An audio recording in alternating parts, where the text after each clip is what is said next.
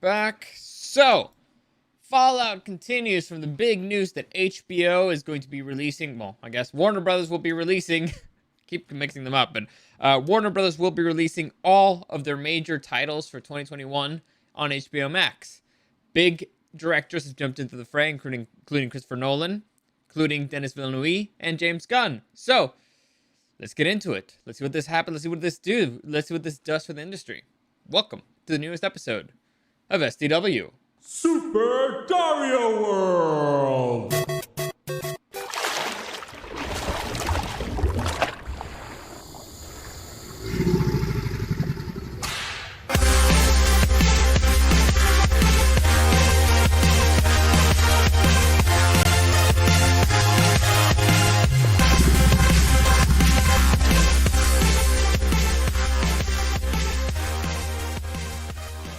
So honestly, I mean, if you want the short version here, nothing's gonna really come out of the complaints from the directors. It's interesting, and it signals something very interesting. But unfortunately, Hollywood. Okay, you know what? I'll save it because it's kind of a process that we have to get into. But first, let me give you a quick reminder: any comments, questions, or suggestions, you can find me at Dario the Show on Instagram and at Super Dario World. Also streaming on YouTube and on Twitch at Super Dario World. If you want to see this video later, it should load in a few hours. You can find it on YouTube at Super Dario World. Like, subscribe, all that stuff. It really helps me out. But let's get into this really interesting news. It's been an interesting year for the film industry, and let me just fix this a little bit. Yeah, there you go. So it's been an interesting year, and it's going to be in 2021 is going to be probably even more interesting. So let's start from the top, and let's start with the easy one. So I kind of mentioned this on Wednesday, but let me just confirm this. Well, not confirm it, but reiterate it. Raya and the Last Dragon is set to debut simultaneously in theaters and on Disney Plus with premiere access.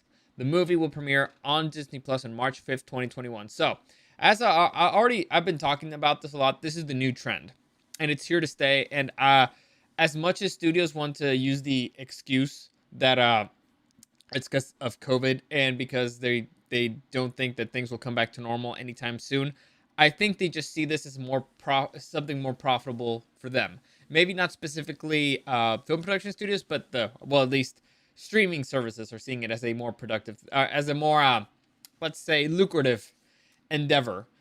How exactly? Well, because you're getting consistent revenue, and whereas so every single product you put out is a hit.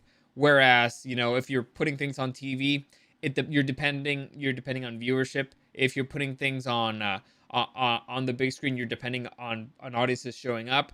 If you're paying for a subscription service, you already know how much money you're gonna make already. You already kind of know your budget. You already know how much you're gonna make. So you're always putting out hits, technically, even if nobody watches it. There's still people paid for it. Does that make any sense? Hopefully, I don't know. Hopefully, it'll keep making more sense as we go on. Now, another indicator that this is here to stay. Zack Snyder has teased that there's an R rating for his new movie, The Justice League, that it'll get an R rating, and that there might be a theatrical release for The Justice League. And I know what you're thinking. This makes no fucking sense. Zack Snyder's Justice League was supposed to just come out for the streaming service, so what the hell's happening? Well, I'll just read you a few quotes here from Zack Snyder. Here's one piece of, and this is about the rating. Here's one piece of information nobody knows. The movie is insane and so epic, and it's probably rated R. That's one thing I think will happen. That'll be an R-rated version for sure. We haven't heard from the MPAA, but that's my gut. There's one scene where Batman drops an F-bomb. Cyborg's not too happy with what's going on with his life before he meets the Justice League, and he tends to speak his mind. And Steppenwolf is pretty much just hacking people in half. So the rating would be due to violence and profanity, probably both. So that's about the rating. Honestly, good. I prefer R-rated superhero movies, and the R-rated version of Batman v Superman is above and beyond better than the theatrical version. That one sucked. And it sucked. Anyway, so here's what he had to do about the theatrical release. What he had to say. I'm a huge fan and big supporter of the cinematic experience, and we're already talking about Justice League playing theatrically at the same time as it's coming on HBO Max. So weirdly, it's the reverse of the trend. So think about it this way. And we'll actually just take what he said literally. It's the reverse of the trend. Every other movie was made for theaters, and it's been forced to go on HBO Max. This one was originally only supposed to come out on HBO Max. It's one of the big reasons why I actually got HBO Max, or I didn't care about getting HBO Max. And now it seems like it's going to be coming out in theaters at the same time. So why? Or what's happening here? If I have to guess, if I have to take a wild guess, I believe, well, two things. One, for some reason, HBO Max sees this as an opportunity to make more money, which it is. Honestly, it's probably going to be an opportunity for that, or the movie's just that epic that you have to see it on the big screen. And again, money. And another thing, it could be just that Warner Brothers is throwing theaters a bone. You know what I'm saying? It's like, yeah, I'm sure I just kind of screwed you over here and it kind of probably ruined your business forever. Have a bone. Like, yeah, I'll give you this one. There you go. Enjoy it. So there's kind of try to pacify them after they screwed him over. Like I said, to me, it's not definitive or anything, but to me, it's an indication. You know, it's an indication of where things are going. This is the reverse of the trend, all right? And it's not particularly good if you are it's not a particularly good trend if you are a movie theater. Now, it could potentially be a good thing if what is happening is HBO Max got kicked in the teeth by everybody because nobody really liked them, or WB. Let's say specifically, Warner Brothers got kicked in the teeth because nobody in the industry liked what they did, and so they're like, all right, we're gonna backtrack this, and so they're like, oh well, they're trying to slowly backtrack, and the first that they're doing is like, oh well, we're gonna releasing the Justice League over there because we see it's good business, and after that they're gonna be like, hey, you know what? It seemed like it worked out, so we're just gonna go with that. So it could be a way that they're setting up a backtrack, or they're pacifying. Could be either or. My gut feeling, my gut tells me that they're just trying to throw theaters a bone. Also, it seems that Zack Snyder has confirmed that there's going to be a March release for the Justice League. It's not a 100% confirmation, but, you know, the internet reveals stuff. Anyway, so, next, another indication. Director James Gunn, who's you probably know him from the Guardians of the Galaxy, and who's currently directing the new Suicide Squad movie, is reportedly unhappy about the Suicide Squad going to HBO Max. All right, so Suicide Squad is one of the movies that will be going to HBO Max instead of going out in theaters. Now, the reason why he's upset, the dude has not really spoken up about, you know, any particular issues with streaming services. The term that he uses is he's platform agnostic. However, again, this is just reported. This is not saying it. So I'm putting him in the beginning because it's not him. It's not confirmed that he's saying it. But sources say the studio offered him a lackluster compensation model that would see the director and other profit participants receive money on the back end. Gunn's dissatisfaction is likely bolstered by the fact that Gal Gadot and Patty Jenkins are receiving 10 million paydays, or above $10 million paydays. So, you guys remember that the first domino to fall in this whole fiasco, was Wonder Woman. So Wonder Woman, it was the first one through the gates. The first one they said, all right, it's coming directly to HBO Max at the same time that it's coming out in theaters. And apparently the director and the star of the movie, they're getting $10 million paydays up front, which is, you know, good for them. $10 million, kind of cool. However, everybody else, every other movie that got announced for 2021, different deal. And if I would not be happy about it, especially because if James Gunn is a bigger deal than Patty Jenkins, especially in the nerd world. And I'm not sure which movie's gonna make more money, but I think, they both have kind of like equal hype, because a lot of people are very excited about James Gunn coming to DC and seeing what they do with the Suicide Squad, but then the Suicide Squad sucked. On the other hand, Wonder Woman was extremely successful already, and this is the sequel. However, the whole Cheetah looked terrible, so we'll never know. Who knows? Who knows? But I think that the dude who's got the track record of creating a $1 billion franchise out of a bunch of nobodies is James Gunn here. So I'm giving him the slight edge. So him getting screwed over in a deal seems like something he would be upset about. I would be upset about it. I would definitely be upset about it in his position. However, like I said, this is not really confirmed, and this does have to do with HBO kind of, well, again, Warner Brothers kind of like switching the deal on them last second. And what does the compensation model will receive money in the back end mean? I don't know, because we don't really know how directors and movies in general make money from the streaming service. It's weird. It's really weird. Like I said, it's very vague, and I would be upset. And I'm guessing that the reason why he hasn't completely spoken up about this is because they haven't set the everything in writing yet. So there's still probably a lot of lawyering going up. So I'm sure we'll hear something eventually, and if not, pretty soon. Next, this is another supposed piece of news, and reportedly, this is again reportedly, Legendary Studios is very, very upset with Godzilla vs. Kong and Dune being shifted to HBO Max. Now, for those of you who don't know, Legendary Studios produced the movies, and these are being pretty much distributed by Warner Brothers Entertainment. So there's a difference between the studio that produced the film and the studio who's distributing the film. Very, very different stuff. I won't get too much into it, but basically one controls the release. And honestly, I have no idea how involved Warner Media is. I don't know if they might be. It's possible the Legendary is owned by the parent company. I don't know, but the point is they're upset. Why? Because they have two major blockbusters that they were expecting to make a buttload out of money from. Godzilla, love or hate the movies, I like the movies, makes a buttload of money. At least internationally. Dune was expected by me to be the best movie of the year. So they were expecting a buttload of money. So HBO pulling the rug of, Warner Brothers pulling the rug out from under them would make me very upset. And now, here's where you enter into a freaky territory. What happens when the studios that produce films no longer want to work with you? Because you already screwed them over, right? This is one of those things where it's like, fool me once, shame on me. Fool me twice, shame on... fool me once, shame on you. Fool me twice, shame on me. So, in a... Well, actually, I was about to jump the gun again. There's actually somebody else who could make this point for me. Next, a little bit, and here is somebody who's actually confirmed speaking out against this whole situation. It's not reportedly. Dude actually made a statement. Director Christopher Nolan reacts to Warner Brothers HBO Max plans. And here is his statement. Oh, I mean, disbelief. Especially in the way that they did it. There's such controversy around it because they didn't tell anyone.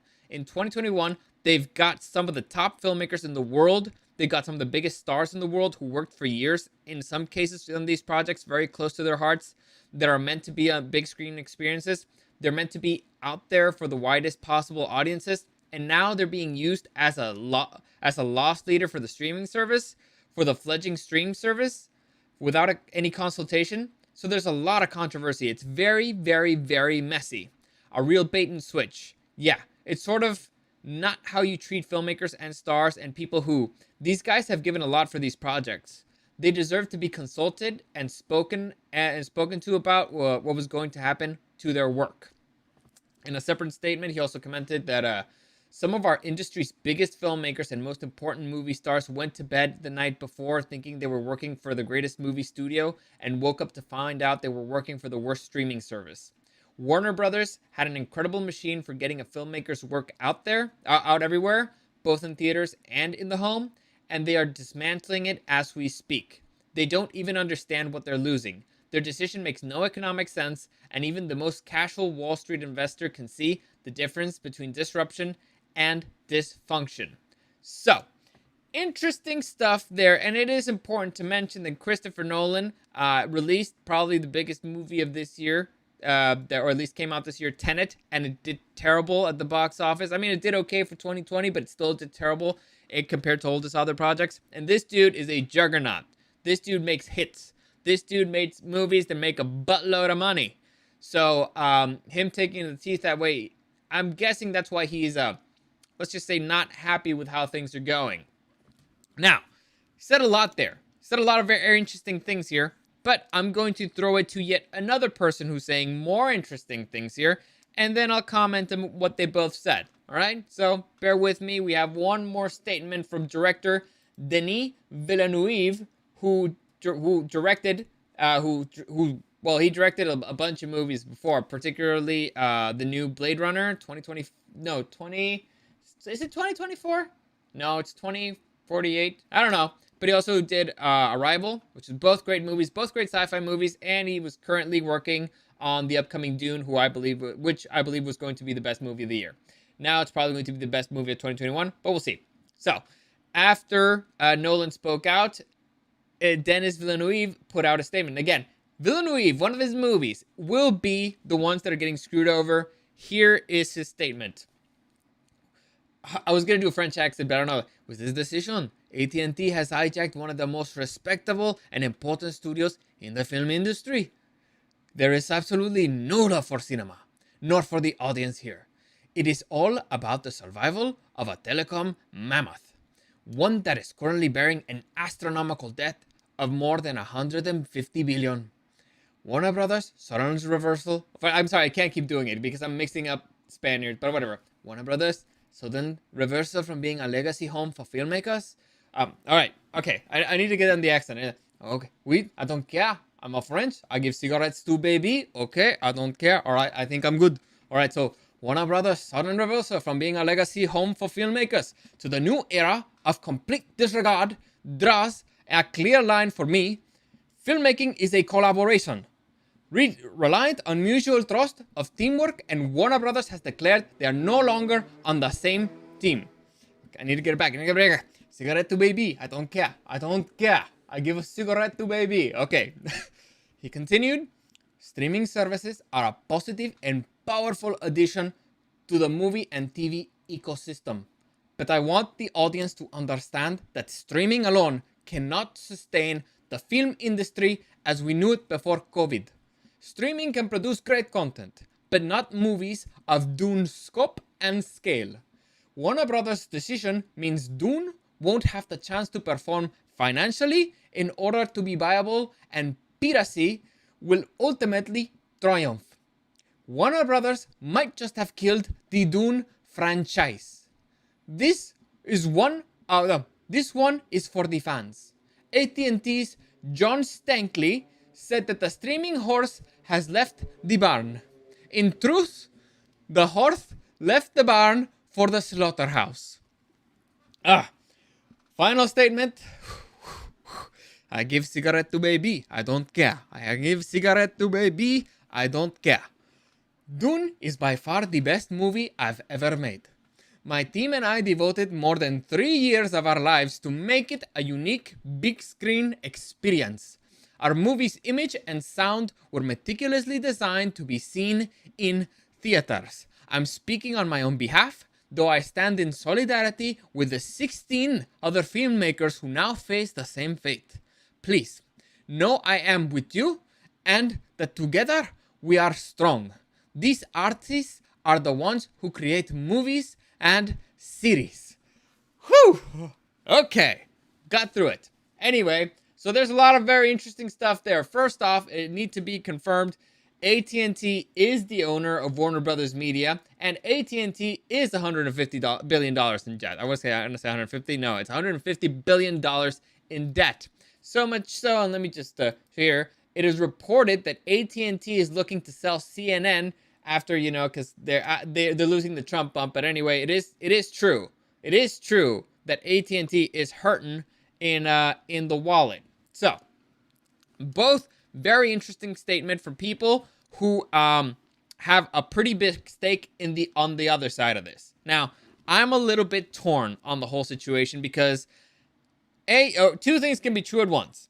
One, What HBO Max did, what Warner Brothers did, is a total fucking dick move. You don't treat the people you work that way. You don't staff people in the back. If you're going to make this decision, Nolan is 100% correct. You should have brought them to the table. You should have at least let them know. You don't do that to people, especially because you're kind of there's an understanding, and this is one of those things that, you know what, the movie business is filled with a bunch of fucking snakes, so you kind of have to be careful there. And so now, from now on, like, the contracts are going to change forever, and I mean forever, drastically. I can guarantee you that after Warner Brothers released this little bit of news, every single other director or actor in every single other studio called their fucking agents, called their lawyers, and made sure that their contract said that they can't pull the same shit on them. I can guarantee you. Guaranteed. And if they didn't do it, they're a bunch of fucking morons. And you know what? Sucks for them. So, like I said, two things can be true at once. Warner Brothers, dick move. Honestly, total, complete dick move. On the other hand, this may be the way of the future, and they could be ahead of the curve. I'm torn. Is this a situation where they're just, it's Malcolm in the Middle's, the future is now, old man, and they're like, we can try to drag them across the finish line, or we can just jump through. Just say, like, fuck it, we're just gonna go to the finish line, we're gonna hit the ground running, and this is the way of the future, and everybody's gonna have to follow us. Or they're just total fucking dicks, and it's gonna blow up in their face because they're desperate for money. And usually people don't like being conned that way. So a part of me wants to think that they're gonna get their comeuppance. And this statement, however, it's like, oh man, now I'm gonna have to go see Dune on theaters just, to help out, because I do want the Dune franchise to be a thing. And so I'm a little bit torn on that regard, because I also don't want to spend double on watching it. So for the consumer, it's great to get all these movies out there on direct to streaming because it's cheaper. And on the other hand, it's right. It will be killing the best of the films, or will it? Now let's look at this logically. In economics, or in the world in general, where there's a vacuum, something else takes over. So if the big budget studios start making everything for streaming service, that opens up an opportunity for independence. Now, it won't be the same budget unless, they can get somebody to provide, somebody that gets the budget, and those companies will control the movie theaters when they come back. All they have to do is just lie in wait, which I think that's what they're going to do for a while. Or you're going to get higher quality stuff on streaming service, and that's just something that's going to happen. Now, a part of me likes to believe in karma and injustice, and people getting their comeuppance. And in a fair world, what would happen is that HBO Max tanks because nobody wants to work with them because they don't want to get screwed over. That's not how Hollywood works. Hollywood is a bunch of opportunists desperate to get their leg through the door and desperate to get a job. Like, honestly, I don't see it happening. Like, the best thing that could happen is probably everybody being like, you know what? I'm not working for you guys. But there's one guy who's desperate to be a director who will say yes. There's one guy who's desperate to be a writer who will say yes. Or they'll buy the rights out from somebody else. Like I'm a producer. I got the rights for this kick-ass story from this guy because we're friends and whatever. And then HBO Max is like, hey, we got a whole bunch of money to give you to produce this movie. That producer's going to be like, great, I got the rights for this thing. And the writer's going to be like, you son of a bitch, I don't want to work with HBO Max. And the producer's going to be like, you should have put it in the fucking contract because I own the rights now, bitch. And we're making money. Also, there's going to be desperate writers. There's going to be desperate actors. There's a whole bunch of desperate people in Hollywood looking for jobs, desperate to be famous. So they will find somebody to make their stuff. Will it be as great? Maybe not. Does it matter? Maybe not. Because people are okay with mediocre content if it's cheap. Now, what does that mean on the other end? What does it mean for the big names? What does it mean for the big titles? What does it mean for like the big directors, the big franchises? They're gonna have to find a new home. Like, honestly, they're probably just not gonna trust Warner Media anymore, and they're gonna go find somewhere else. So this will screw them. This will screw over HBO and Warner Brothers in the long run, I think, with the big names. But maybe they don't care because they're gonna be making so much money from the streaming service if it actually is successful, if a lot of people don't get pissed off, and if this gamble pays off, and if the movie theaters survive. like I said, I'm torn. I'm torn. As a consumer, I like it. I like that I can see movies for cheaper at home. It's great. As a lover of cinema, I hate the idea of theaters dying. Now, there's also this whole thing about kind of filmmakers being way too old school and kind of douchebags about things like, no, it has to be like this specific, like this quality of film. It has to be seen in this specific way, blah, blah. You know what? Maybe you have to give in a little bit too. Maybe you don't need that specific specs that make it extra expensive and all that stuff. Um, I don't know if I don't care that much about how things look visually. I mean, you can tell. It's not really. I'm not a visual guy. I'm more of an audio guy. To me, I care more about things sounding good than things looking good. But there's people who are the opposite. There's people who care more about how way things look. And for example, Denis Villeneuve, he's made very beautiful looking films, and I believe that his cinematographer has won 2 Academy Awards for his last 2 films. The dude's really good. Actually, I think the cinematographer worked with Christopher Nolan. No. It was with Sam Mendes for 1917, and I think he won the Academy Award for that too. And he won it for the new Blade Runner. Anyway, 2 beautiful looking films. So if you can make movies of that quality, I understand it, and it hurts. But guess what? COVID screwed everybody over, man. We're all trying to survive here. Tom Cruise is losing his shit trying to keep your business running. The man's a hero. And unfortunately, we're all gonna have to adapt. Now, you got in bed with a snake. They scored a goal on you. You're screwed. What matters is what you do now. Like, to me, I always try to blame myself for things, because that means that if everything is my fault, that means that I can find a solution for stuff. So if you're Denis Villeneuve putting out a statement complaining about HBO and all that stuff, okay, make something. How about if you instead actively try to go out and help movie theaters open up? How about if you actually try to get the movie business going? How about if you actively try to, make people get their jobs back? How about if you actively try to convince people that it's safe to go to movie theaters, that it's better for them to not watch it on HBO Max, that it's better for them to watch it on the big screen? How about if you do that? Don't just bitch. Don't just complain. And I'm assuming that something's gonna happen. And actively go out and talk to people in the business. Tell them, don't work for these people. They'll screw you over. When you make a contract, make sure that it doesn't have these things. That's something that's really, really fucked up about the entertainment business. And actually, you know what? Not just that. Almost every other business, nobody tells you when you're starting what not to sign. Like, never sign a contract unless a lawyer's taking a look at it. Also, be friends with a lawyer. It's even better if they're a family member. Like, the few times in my life that I've actually had to sign something that I thought was like, that is a little bit more important than the terms of service for a product, I send them to a lawyer that I know, or somebody who's studying to be a lawyer, just to be like, hey, does this mean this? Does this mean that? Because everybody's always going to try to screw you over, and you don't even know how.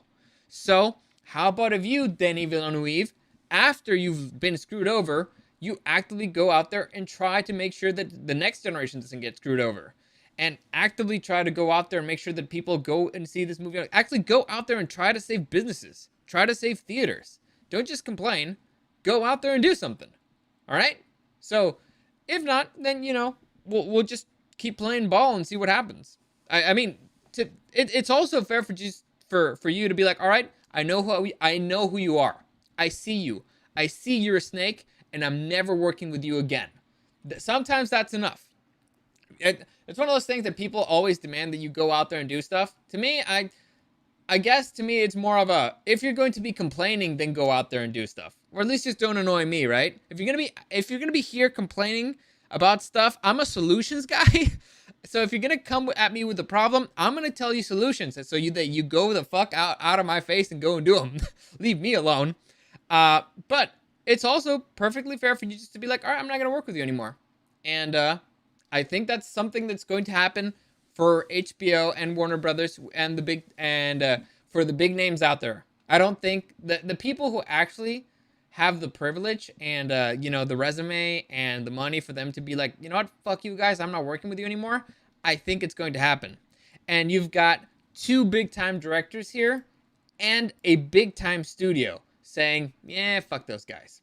So in the long run, I'm honestly not sure who's going to come out on top, because it could be that one company is looking into the future, and it also could be a situation, and this is something there's something that happens. Have you ever been swimming and somebody's kind of like drowning or having an issue, and so they cling on to you desperately and they start making you both drown? That's also a thing. It's possible that AT&T, the parent company here, is desperate. They're drowning. They're trying to save their business. They're trying to save the whole studio, the everything, the whole everything that's under the umbrella, because they're floundering. And so they're desperately, and they grab on to the first thing they saw, and that's like, oh, we're both going down together, or we're both going up together. It's possible. It's one of those things where, like, you know what, screw you, I gotta eat first. If I'm starving and you got a banana, I'm taking that fucking banana, buddy. Doesn't matter. There's no friends when you're hungry. there's no friends when you're starving.